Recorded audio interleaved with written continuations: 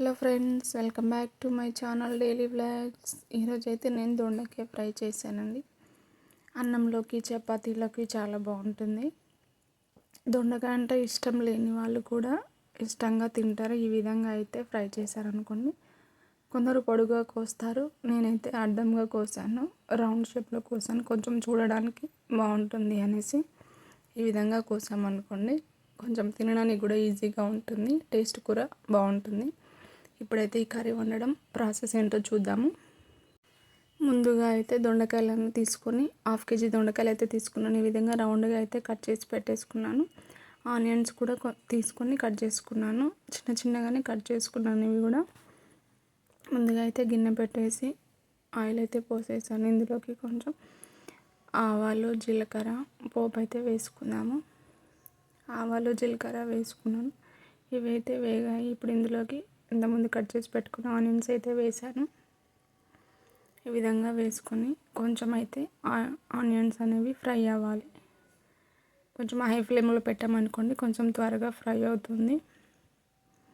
High ఫ్లేమ్లో పెట్టానండి. చూడండి, ఈ విధంగా అయితే ఫ్రై అయ్యాయి. ఇప్పుడు ఇంతకుముందు మనం కట్ చేసుకున్న దొండకాయలు ఉన్నాయి కదా, ఈ విధంగా అయితే ఇందులో వేసేసుకుందాం. మొత్తం అయితే వేసేసుకుందాం అన్నీ. ఈ విధంగా అయితే వేసుకొని కలుపుకొని కొంచెం సేపు అయితే మూత పెట్టేసుకుందాం. మూత పెట్టడం ద్వారా కొంచెం త్వరగా మగ్గుతాయి కాబట్టి ఈ విధంగా కలిపేసుకొని మూత అయితే పెట్టేసుకుందాం. మూత అయితే పెట్టేశాను. చూడండి, మూత పెట్టేసరికి కొంచెం మగ్గిపోయాయి. అడుగంటకుండా ఉండడానికి ఒకసారి మూత తీసి అయితే చూసాను. ఇంకా కొంచెం ఫ్రై అవ్వాలి దొండకాయ. ఈ విధంగా కలిపేసి మళ్ళీ ఒకసారి మూత అయితే పెట్టేసుకుందాం. కొంచెం ఫ్రై అవ్వాలి కాబట్టి అడగంటకుండా ఉండడానికి కలుపుతూనే ఉన్నాను. ఈ విధంగా మళ్ళీ ఒకసారి మూత పెట్టుకుంటే కొంచెం అయితే తొందరగా మగ్గిపోతాయి. ఈ విధంగా మూత పెట్టేసుకున్నాను. చూడండి, ఇప్పుడైతే ఫ్రై అయితే అయిపోయాయి, దగ్గరగా వచ్చేసాయి. చూడండి, ఇప్పుడైతే ఇందులోకి మనం కొంచెం అల్లం వెల్లుల్లి పేస్ట్ అవన్నీ వేసేసుకుందాం. చూడండి, ఇవైతే ఫ్రై అయిపోయాయి. ఆనియన్స్, దొండకాయలు అయితే ఫ్రై అయిపోయాయి. ఇప్పుడు ఇందులోకి అల్లం వెల్లుల్లి పేస్ట్ వేసుకుందాము. అల్లం వెల్లుల్లి పేస్ట్ అంటే ఫ్రెష్గా వేసాను, కచ్చాపచ్చాగా దంచాను, పొట్టు కూడా తీయలేదు వెల్లుల్లికి, అలాగే దంచి వేసేసాను. ఈ విధంగా కలిపేసుకొని ఇప్పుడు ఇందులోకి పసుపు అయితే యాడ్ చేసుకుందాం. చూడండి, ఈ విధంగా పసుపు యాడ్ చేసుకొని కొంచెం అయితే కలబెడదాం అటు ఇటు. ఈ విధంగా కలిపాను, అడుగంటుతుంది. పసుపు వేస్తే తొందరగా అడుగంటిపోతుంది. ఇప్పుడైతే ఇందులోకి కారం అయితే వేసేసుకుందాం. నేనైతే 2 స్పూన్ల కారం అయితే తీసుకున్నాను. తగినంత సాల్ట్ అయితే వేసుకుందాం ఇప్పుడు ఇందులోకి. నెక్స్ట్ ధనియా పౌడర్ అయితే వేసుకుందాము. ఈ విధంగా అన్నీ ఒకేసారి వేసుకున్నాను.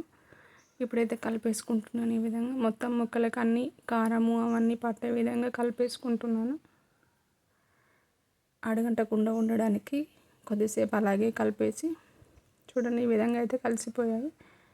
ఇప్పటికి కొంచెం కారం అనేది ఉండకుండా మూత అయితే పెట్టేసుకుందాము. మూత పెట్టేసుకుంటే తొందరగా ఉడికిపోతుంది. మంట అయితే హై ఫ్లేమ్లో ఉండకూడదు, లో ఫ్లేమ్లోనే ఉండాలి. చూడండి, ఇవైతే దగ్గర పడిపోయాయి. ఈ విధంగా కొంచెం ఉడికిపోయాయి అనుకోండి. ఇప్పుడు మనకు దొండకాయ ఫ్రై రెడీ అయిపోయినట్లే.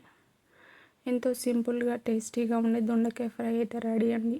అన్నంలోకి చపాతీలోకి చాలా బాగుంటుంది.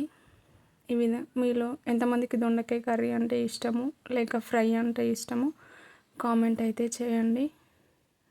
చూడండి, దొండకాయ ఫ్రై అయితే రెడీ.